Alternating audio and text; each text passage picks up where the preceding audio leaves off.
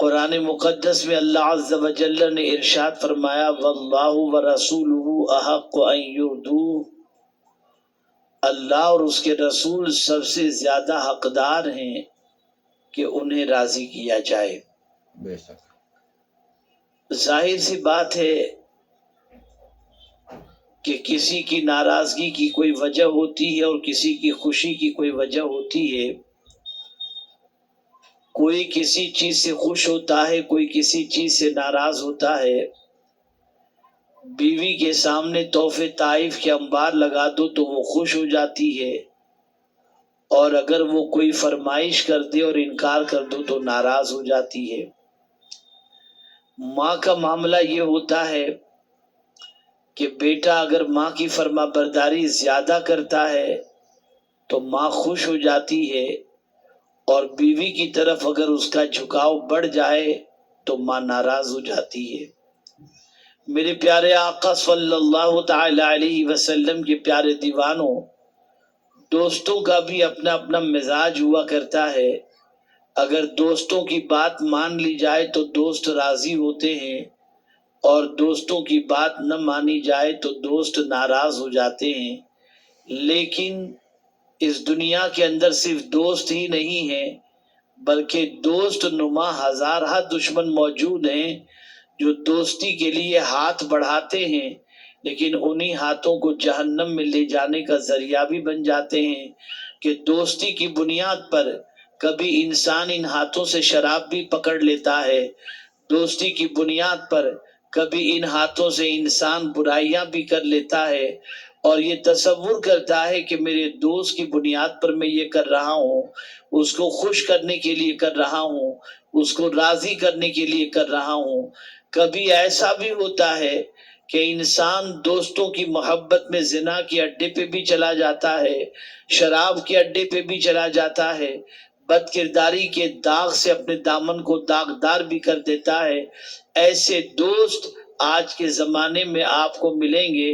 اگر وہ ناراض ہوتے ہوں تو ایسے دوستوں کی ناراضگی کو تو مول لینا، لیکن کبھی خدا کو ناراض مت کرنا، کبھی اس کے رسول صلی اللہ علیہ وسلم کو ناراض مت کرنا۔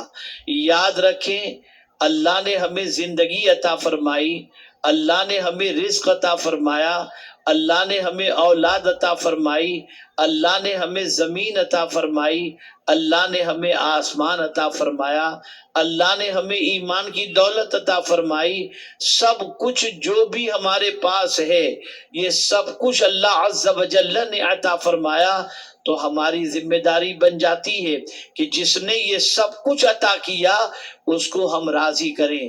ایک ماں اپنے بچے کی پرورش کرتی ہے، ایک ماں اپنے بچے کو سینے سے دودھ پلاتی ہے، ایک ماں اپنے بچے کی گندگی کو صاف کرتی ہے، ایک ماں اپنے بچے کے خورد و نوش کا اہتمام کرتی ہے، ایک باپ اپنے بچے کی پڑھائی کے لیے صبح سے لے کے رات تک محنت کر کے پیسے جمع کرتا ہے تاکہ میرا بچہ اچھی تعلیم حاصل کر لے، میرا بچہ اچھا انسان بن جائے، میرا بچہ معاشرے میں منہ دکھانے کے لائق بن جائے، میرے بچے کا فیوچر بہتر ہو جائے۔ تو آپ ذرا سوچو، ماں کو راضی کرنے کا اتنا بڑا حکم ہے کہ اللہ کے رسول صلی اللہ علیہ وسلم فرماتے ہیں کہ ماں کے قدموں کے نیچے جنت ہے، اور باپ کے حوالے سے حضور فرماتے ہیں رضاء الرب فی رضاء الوالد، سخط الرب فی سخط الوالد۔ باپ کی خوشی کے اندر اللہ کی خوشی ہے، اور باپ کی ناراضگی میں اللہ کی ناراضگی ہے۔ ایک باپ زمین کے اوپر تو ہمیں کام آتا ہے، ایک ماں زمین کے اوپر تو ہمیں کام آتی ہے، لیکن یہی ماں باپ جب جسم سے روح کا رشتہ ٹوٹ جاتا ہے اور ہم اس دنیا سے کچھ کر جاتے ہیں تو ماں نہ قبر کے اندر ہمارے ساتھ آتی ہے اور نہ باپ قبر کے اندر ہمارے ساتھ آتا ہے، بلکہ وہی باپ جو بیٹے کے سر میں درد نہیں دیکھ سکتا تھا، بیٹے کے کاندھے پر بوجھ نہیں دیکھ سکتا تھا، وہی اپنے کاندھے پر بچے کو اٹھا کر قبرستان لے جا کر قبر کے سپرد کر کے آ جاتا ہے۔ لیکن قبر میں ماں نہیں آتی، نہ قبر کے اندر باپ آتا ہے. کیا کبھی آپ نے سنا کہ کوئی باپ اپنے بیٹے کے جنازے کے ساتھ جاتے ہوئے یہ کہے کہ میں تنہا میرے بچے کو قبر کے سپرد نہیں کروں گا, میرے بچے کو قبر میں اتاروں گا تو میں بھی کچھ دنوں تک میرے بیٹے کے ساتھ قبر میں رہوں گا تاکہ میرے بچے کو راحت پہنچ جائے. زمانے کے اندر, دور کے اندر آج تک کوئی ایسا باپ دکھائی نہیں دیتا جو قبر کی تاریک وادی کے اندر اپنے بچے کے کام آئے. یہی وجہ ہے کہ آپ اگر دیکھیں تو باپ کاندھے پر اٹھا کر قبر کی دہلیز تک پہنچا دیتا ہے. ماں کا معاملہ جو اپنے بیٹے کے سر کے درد کی بنیاد پر پوری رات اپنے بیٹے کے سر کو دبانے میں گزار دیتی ہے, لیکن جسم سے روح کا رشتہ ٹوٹ جاتا ہے تو ماں بھی اپنے بچے کو لے جانے دیتی ہے, لے جاؤ اسے قبر کے سپرد کر دو. اور ماں یہ جانتی ہے کہ میرے بچے کی قبر کے اوپر منو مٹی ڈالی جائے گی, لیکن کوئی ماں قبر کے اندر نہیں آتی, کوئی ماں ساتھ چلنے کے لیے تیار نہیں ہوتی. پتا چلا ماں کی خوشی اور ماں کی محبت کی بھی ایک لمٹ ہے, باپ کی محبت کی بھی ایک لمٹ ہے. لیکن اللہ اکبر, قرآن تو یہ کہہ رہا ہے کہ باپ کو بھی راضی کرو, ماں کو بھی راضی کرو. قرآن تو یہ کہتا ہے کہ ماں باپ کی خوشی کے اندر اللہ کی خوشی ہے. رسول اعظم صلی اللہ علیہ وسلم تو یہ ارشاد فرماتے ہیں. لیکن اگر ہم دیکھیں کہ سب سے زیادہ کون حقدار ہے کہ ان کو راضی کیا جائے تو قرآن کہتا ہے واللہ ورسولہ احق ان یرضوا, اللہ اور اس کے رسول سب سے زیادہ حقدار ہیں کہ ان کو راضی کیا جائے. اللہ اکبر, اللہ کو راضی کیسے کیا جائے, اللہ کے رسول کو کیسے راضی کیا جائے اور کیوں کر کے راضی کیا جائے, تو جواب ملے گا قبر کی تاریک وادی میں ماں تو نہیں آتی, لیکن اس مصیبت کی گھڑی کے اندر اگر کوئی تمہیں قبر میں کام آتا ہے تو آمنہ کا لال کام آتا ہے, رسول رحمت کام آتے ہیں. اس لیے سن لو, ان کی خوشی کا خیال رکھو. اللہ اکبر, جنگل و بیابان کے اندر تم نکل جاؤ اور تمہیں کوئی پریشانی لاحق ہو جائے تو وہاں تمہاری مدد کے لیے کون آتا ہے؟ اللہ کی رحمت آتی ہے, اللہ کی نصرت آتی ہے. تو میرے پیارے آقا صلی اللہ علیہ وسلم کے پیارے دیوانوں, میں جانتا ہوں, اس علاقے کے حوالے سے بھی جانتا ہوں, معاشرے کی سچویشن کو بھی جانتا ہوں, ہمارے بہت سارے نوجوان بھائی کچھ ایسے راستے اختیار کر کے بیٹھے ہیں جن راستے پر چلنے کے بعد اللہ بھی ناراض ہو اور اللہ کے رسول صلی اللہ علیہ وسلم بھی ناراض ہوں. چوری ڈکیتی کا معاملہ ہو, جہالت کا معاملہ ہو, گندگی کا معاملہ ہو, آوارہ گردی کا معاملہ ہو, ڈرگ سپلائی کا معاملہ ہو, ڈرگز کے استعمال کا معاملہ ہو, زنا کے اڈے پہ جانے کا معاملہ ہو یا آوارہ گردی کا معاملہ ہو, آج ہماری نوجوان سسک رہی ہے, بلک رہی ہے یہ قوم, اور یہ نوجوان آج برائی کے راستے کے اندر ڈوبتے چلے جاتے ہیں. کیا جواب دو گے کل بروز قیامت اللہ عز و جل کو؟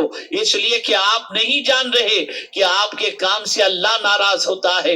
ارے جب ماں ناراض ہو جائے تو شریعت کا حکم سخت ہے, باپ ناراض ہو جائے تو شریعت کا سخت حکم ہے, تو اللہ اور اس کے رسول ناراض ہو جائیں تو آپ مجھے بتاؤ کتنی تکلیف ہوگی. اللہ اکبر, میرے پیارے آقا صلی اللہ علیہ وسلم کے پیارے دیوانوں, بہت سارے ایسے نوجوان ملتے ہیں جو غلط کام کرتے ہیں اور جب ان سے کہا جائے تو کہتے ہیں کیا کرے, کوئی سبیل نہیں ہے, اس کے علاوہ کوئی راستہ نہیں ہے. اور آپ سن لو, اگر گناہوں کے راستے کے ذریعے آپ نے دولت کمائی ہے یا گناہ کے راستے پر جا رہے ہو, سب سے بڑی مصیبت تنگ دستی نہیں, سب سے بڑی مصیبت گناہ ہے. آئیے میں سمجھاؤں. ایک جلیل القدر پیغمبر ایک ایسے شخص کے پاس جانے کا اتفاق ہوا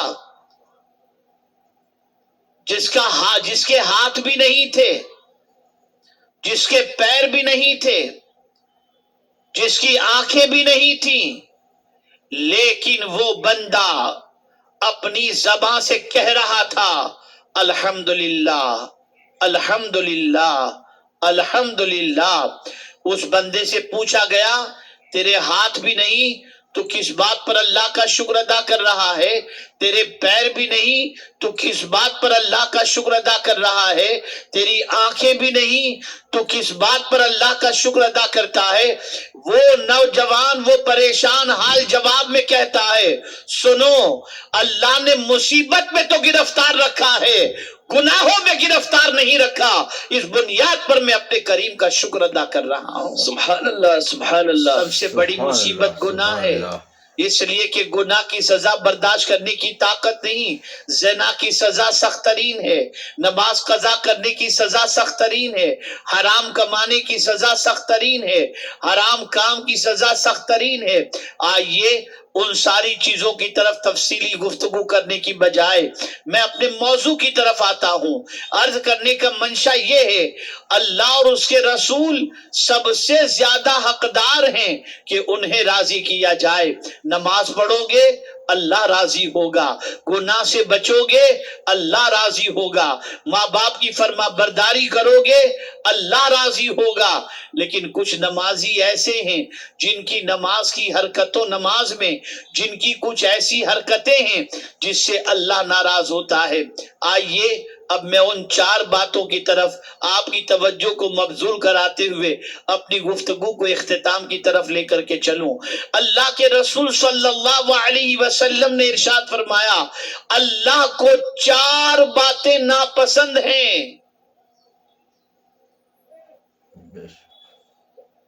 4 باتیں اللہ کو ناپسند ہیں۔ پہلی بات، نماز کی حالت میں کوئی فضول کام کرنا، لغویات کرنا، یہ اللہ کو پسند نہیں۔ کیا مطلب؟ آپ نماز کی نیت باندھ کے کھڑے ہو گئے، اب یوں کر رہے ہیں، یوں کر رہے ہیں، ہاتھ پیر کو ادھر ادھر گھما رہے ہیں، ادھر دیکھ رہے ہیں ادھر دیکھ رہے ہیں، کبھی موبائل دیکھ رہے ہیں، کبھی کیا کر رہے ہیں۔ یہ سارے بیکار کے کام اگر کوئی نمازی کرتا ہے تو اللہ کے رسول صلی اللہ علیہ وسلم فرماتے ہیں نمازی کی یہ حرکت اللہ کو پسند نہیں۔ اور ایک بزرگ نے بڑی پیاری بات ارشاد فرمائی، جب کوئی بندہ نماز پڑھتے ہوئے ادھر ادھر دیکھتا ہے تو اللہ کی رحمت کہتی ہے، میرے بندے کیا مجھ سے بھی زیادہ کوئی خوبصورت ہے جسے تو دیکھ رہا ہے؟ بے شک، سبحان اللہ۔ نماز پڑھو سکون کے ساتھ پڑھو، بے شک، نماز پڑھو دل جمعی کے ساتھ پڑھو، بے شک، نماز میں فضول حرکت مت کرو، نماز میں بیجا حرکتیں مت کرو۔ کوئی یہاں کھجلا رہا ہے، کوئی کیا کر رہا ہے، کوئی کیا کر رہا ہے۔ اللہ کے رسول صلی اللہ علیہ وسلم نے ارشاد فرمایا، بیکار کا کام نماز کے اندر کرنا، یہ اللہ کے رسول صلی اللہ علیہ وسلم فرماتے ہیں اللہ کو ناپسند ہے۔ دوسری چیز جو اللہ کو ناپسند ہے وہ کیا ہے؟ تو آقا کریم صلی اللہ علیہ وسلم نے ارشاد فرمایا، روزے کی حالت میں فحش باتیں کرنا۔ اگر کوئی روزے سے ہے اور روزے میں گالی بک رہا ہے، روزے کی حالت میں ہے جھوٹ بول رہا ہے، روزے کی حالت میں ہے گانے گنگنا رہا ہے، روزے کی حالت میں ہے غیبت کر رہا ہے، روزے کی حالت میں ہے بکواس کر رہا ہے، اللہ کے رسول صلی اللہ علیہ وسلم فرماتے ہیں ایسے روزے دار کو اللہ پسند نہیں فرماتا، اس کی ان اداؤں کو پسند نہیں فرماتا۔ اس لیے فرمایا گیا جب روزہ رکھو تو زبان کی بھی حفاظت کرو، روزہ رکھو نگاہوں کی بھی حفاظت کرو، روزہ رکھو کان کی بھی حفاظت کرو، روزہ رکھو ہاتھ کی بھی حفاظت کرو، روزہ رکھو تو زبان کی بھی حفاظت کرو، اور روزے کی حالت میں کوئی فحش بات کبھی بھی اپنی زبان سے نہ نکالو۔ کہ اگر کوئی شخص روزے کی حالت کے اندر فحش کلمات کہتا ہے تو آقا کریم صلی اللہ علیہ وسلم ارشاد فرماتے ہیں اللہ کو یہ فحش گو روزے دار پسند نہیں، نہ اس کی فحش گوئی پسند ہے۔ بے شک، तीसरी चीज, आकाए करीम सल्लल्लाहु अलैहि वसल्लम ने इरशाद फरमाया, कुरान शरीफ पढ़ते हुए बेकार के काम करना। मिसाल के तौर पर इधर कुरान शरीफ पढ़ रहे हैं, इधर मोबाइल भी देख रहे हैं, इधर कुरान शरीफ पढ़ रहे हैं, फोन आया तो फिर कुरान शरीफ जो छोड़कर बातें भी कर रहे हैं। कुरान शरीफ जब पढ़ो तो अल्लाह की किताब की तिलावत करते वक्त सारी चीजों से बेनियाज होकर कुरान में डूब जाओ, इसलिए कि कुरान क्या है, अगर कोई कुरान पढ़ता है तो गोया वो अल्लाह से बातें कर रहा है। बेशक। और कुरान अल्लाह की वो किताब है कि रसूल रहमत सल्लल्लाहु अलैहि वसल्लम ने इरशाद फरमाया, एक सेरा अल्लाह के दस्ते कुदरत में है और दूसरा सिरा कुरान पढ़ने वाले के हाथ में है। यानी अगर कोई कुरान पढ़ता है तो गोया वो कुरान पढ़ने वाला अल्लाह के दस्ते करम को थाम लेता है। सुभान अल्लाह, कुरान, सुभान अल्लाह, सुभान अल्लाह। लेकिन आज हमारे यहाँ क्या है, कुरान पढ़ रहे हैं और कुरान पढ़ते पढ़ते इससे बात उससे बात, ये काम वो काम, इधर आओ उधर आओ, ये सारी चीजें होती हैं। तो कुरान पढ़ करके ये हरकतें करना भी अल्लाह के रसूल सल्लल्लाहु अलैहि वसल्लम ने फरमाया अल्लाह को नापसंद है। साहबा कुरान पढ़ते तो कुरान में डूब जाया करते थे, ऐसे डूब जाते कि किसी चीज का ख्याल तक नहीं होता था। और आज कुरान तो बस रस्मी तौर पर पढ़ा जाता है, बाकी सारी बातें होती रहती हैं। कुरान पढ़ रहे हैं, बातें भी चल रही है, कुरान पढ़ रहे हैं, गुफ्तगू भी चल रही है। अल्लाह के रसूल सल्लल्लाहु अलैहि वसल्लम ने इरशाद फरमाया, कुरान पढ़ते वक्त बेकार की बातें करना ये अल्लाह को पसंद नहीं। ये तीन बातें हो गई। अब चौथी बात, अल्लाह के रसूल सल्लल्लाहु अलैहि वसल्लम ने इरशाद फरमाया, कब्रिस्तान में हंसना ये भी अल्लाह को नापसंद है। आज तो अल्लाह रहम करम फरमाए, क्या कुछ कब्रिस्तान में नहीं होता। कब्रिस्तान में जाकर के आदमी जनाजे में शरीक होता है, सारी बिजनेस की बातें कर रहा है। कब्रिस्तान में जाकर कहे लगाता है, कब्रिस्तान में जाकर अपनी मौत को याद करने की बजाय कब्रिस्तान पहुंचने के बाद दुनिया की गुफ्तगू के अंदर मर हो जाता है। अगर कोई शख्स कब्रिस्तान जाकर के भी नसीहत हासिल नहीं किया तो उससे बड़ा सख्त दिल इंसान और कौन हो सकता है। वहां जाओ, अपनी आखिरत को याद करो, अपनी मौत को याद करो। एक दिन तन्हा कब्र में हमें भी छोड़ दिया जाएगा, उसे याद करो। क्या चीज कब्र में हमें काम आएगी उसे याद करो। ऐ रसूल आजम सल्लल्लाहु ताला अलैहि वसल्लम के दीवानों, कब्रिस्तान जाने के बाद कभी भी वहां पर मुस्कुराना नहीं, कभी कहकहे न लगाना।